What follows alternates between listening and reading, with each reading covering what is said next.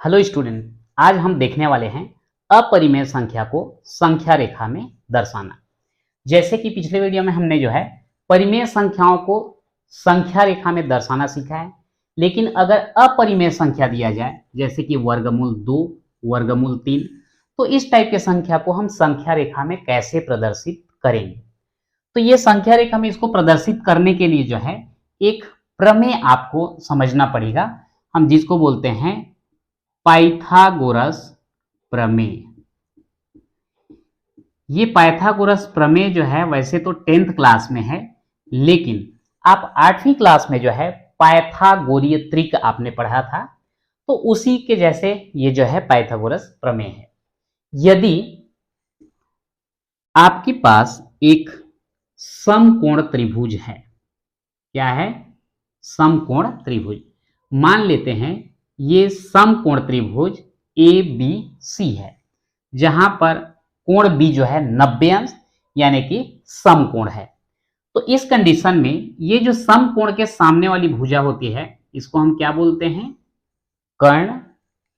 ये वाला भुजा होता है लंब और नीचे वाला भुजा क्या हो जाएगा? आधार।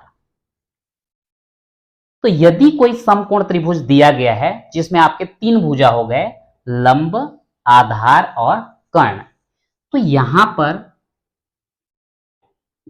कर्ण का वर्ग जो है लंब के वर्ग और आधार के वर्ग के योगफल के बराबर होता है। यानी कि एक समकोण त्रिभुज ले लिया जाए तो लंब का वर्ग और आधार का वर्ग कर दें और दोनों को जोड़ दें तो हमको क्या मिल जाता है? कर्ण का वर्ग। और यही कहलाता है आपका पाइथागोरस प्रमेय। और इस पाइथागोरस प्रमेय का इस्तेमाल हम यहां पर करने वाले हैं अपरिमेय संख्या को संख्या रेखा में दर्शाने के लिए। आइए देखते हैं कैसे होगा। जब वर्गमूल 2 को संख्या रेखा में दर्शाएंगे तब हम पाइथागोरस प्रमेय का इस्तेमाल करेंगे। आइए देखते हैं कि वर्गमूल 2 को किस प्रकार से संख्या रेखा में प्रदर्शित करेंगे। इसके लिए जो है सबसे पहले आप एक संख्या रेखा बना लीजिए। ये आपका 0 हो गया, यहाँ पे -1, -2 और इस तरफ हम वैसे ही बराबर दूरी पे ले लेते हैं 1, 2। ठीक है। अब यहां पर जो है 1 में यहां पर 0 से 1 तक की जो भी दूरी है इसको हम एक इकाई मान लेते हैं और इतना ही ये जो है यहां पर 90 डिग्री बनाते हुए इधर ले लेते हैं। यहां पर बिल्कुल 90 डिग्री बना देंगे, ये आपका 90 डिग्री का एंगल हो जाएगा। और ये दूरी जितना है, लंबाई जितना है, उतना ही लंबाई आपको इधर भी लेना होगा। आप उसको जो है 1 सेंटीमीटर बोलो, 1 इकाई बोलो, आप जो भी बोल सकते हैं। तो यहाँ पे एकदम एग्जैक्ट दूरी कैसे है बराबर आएगा? तो उसके लिए हम क्या करते हैं, प्रकार का सहायता ले सकते हैं। जैसे इन दोनों को हम दूरी को माप लेंगे। ये जो है आपका 1 इकाई की दूरी हो गया। तो यहां पर 1 में जो है इसके नुकीले भाग को रख करके ऊपर की तरफ जो है हम चाप काट सकते हैं, ये ऐसा। और ये जो है आपका एग्जैक्ट 0 से 1 तक का जो जितना दूरी है यहां ऊपर की तरफ भी उतना ही दूरी हो जाएगा। यानी कि ये आपका हो गया 1 इकाई और ये भी हो जाता है 1 इकाई। अब स्केल की सहायता से इसे हम मिला देते हैं।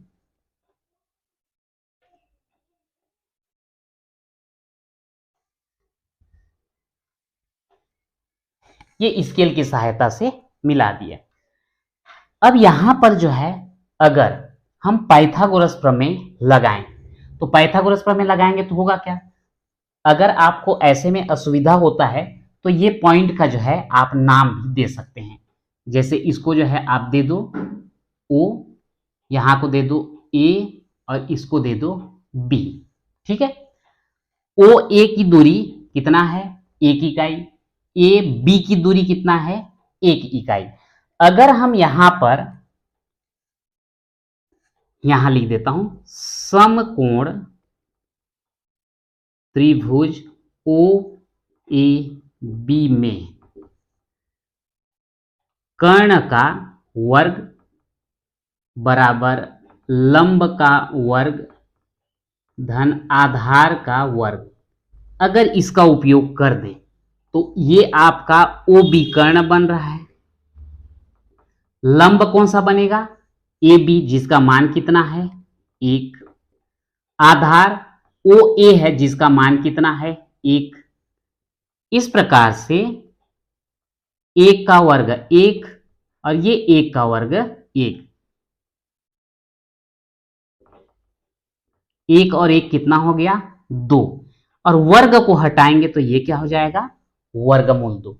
यानी कि ये जो लंबाई है ओ बी हमको कितना मिल जाता है? वर्गमूल 2। आप ये गणितीय फार्मूला यहां नहीं भी लगाएंगे तो भी इसको देख करके आप यहां अप्लाई कर सकते हैं, ये पूरा लिखने की आवश्यकता नहीं है। पर ध्यान दीजिएगा, ये आपका समकोण त्रिभुज है, ये वाला। ये आधार 1 इकाई, लंब 1 इकाई। तो कर्ण का वर्ग अगर लेते हैं तो लंब का वर्ग धन आधार का वर्ग होता है। तो ये आपका लंब की जगह में 1, इसका वर्ग, आधार की जगह में 1, इसका वर्ग। तो 1 का वर्ग 1 का वर्ग क्या हो गया? 2। इधर वर्ग को हटा दी तो इधर जाकर बन जाता है वर्गमूल। यानी कि ओबी की लंबाई हमको कितना मिला? वर्गमूल 2। अब क्या करेंगे, यहां से लेकर के बी तक की दूरी कितना है? वर्गमूल 2। ये देखिए, अब चूंकि यहां से ओ से बी की दूरी वर्गमूल 2 है तो हम क्या करेंगे, यहां पर ऐसा ले लेते हैं, क्योंकि सतह बहुत चिकना है इसलिए जो है इधर उधर फिसल जा रहा है। तो ये आप ऐसा कर देंगे और जिस बिंदु पर यहां पर कट रहा है, ये वाला बिंदु ओ से यहां तक की दूरी, ये आपका क्या बन जाता है? वर्गमूल 2 बन जाता है। यानी कि ये आपका हो गया 1, ये हो गया आपका 2, और इन दोनों के बीच में ये हमको क्या मिल जाता है? वर्गमूल 2 मिल जाता है। तो इस प्रकार से ये वर्गमूल 2 जो है आपके संख्या रेखा में आ गया। अब यहां पर देखिए, ये तो हो गया आपका वर्गमूल 2।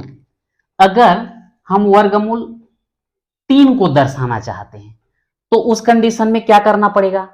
अब यहां पर आप इसको भूल जाइए। अगर आपको वर्गमूल 3 को संख्या रेखा में दर्शाने के लिए बोला जाता है तो वर्गमूल 2 को भी आपको दर्शाना ही पड़ेगा। जब तक आप वर्गमूल 2 को नहीं दर्शाएंगे तब तक वर्गमूल 3 को दर्शाना संभव नहीं होता। वो कैसे? यहां से यहां तक का, यानी कि ये वाला पॉइंट आपका क्या हो गया? वर्गमूल 2 हो गया। अब वर्गमूल 2 हो गया तो इधर जो है आप खींच करके 1 इकाई ऊपर की ओर ले लेंगे, जैसे कि अभी हम लोग खींचे थे, हमको पता है। ये हो गया आपका,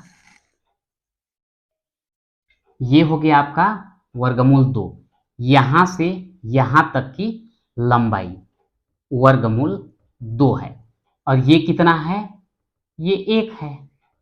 यहां पर कितने अंश का कोण बनेगा? 90 अंश का कोण बनेगा। और इसको हम मिला देते हैं यहां पर। अब यहां पर होगा क्या? आपका यहां से यहां तक की दूरी कितना हुआ? वर्गमूल 2। ये वाला दूरी कितना हुआ? 1। तो ये आपका आधार का वर्ग, यानी कि वर्गमूल 2 का वर्ग। ये आपका लंब का वर्ग, यानी कि 1 का वर्ग। और इधर है क्या? कर्ण का वर्ग। तो वर्गमूल 2 का वर्ग कितना आता है? 2। 1 का वर्ग कितना आता है? 1। 2 और 1 3। किसका मान है? कर्ण का वर्ग। तो कर्ण कितना हो जाएगा? वर्गमूल 3, यानी कि ये आपका वर्गमूल 3 हो जाता है। अब ये वर्गमूल 3 को हम कैसे करेंगे? प्रकार को फैला लेंगे, यहां से वर्गमूल 3 का मान ये हो जाएगा आपका, और यहां रख करके आप ये दर्शा देंगे, और ये आपका जो पॉइंट आएगा यहां पर ये क्या हो जाएगा? वर्गमूल 3 हो जाएगा। चूंकि इसमें जो है नजदीक नजदीक में ज्यादा थोड़ा सा कंजस्टेड टाइप का हुआ है, मैं एक बार फिर से इसको आपको क्लियर करता हूं ताकि अच्छे से समझ में आ जाए। क्या करेंगे?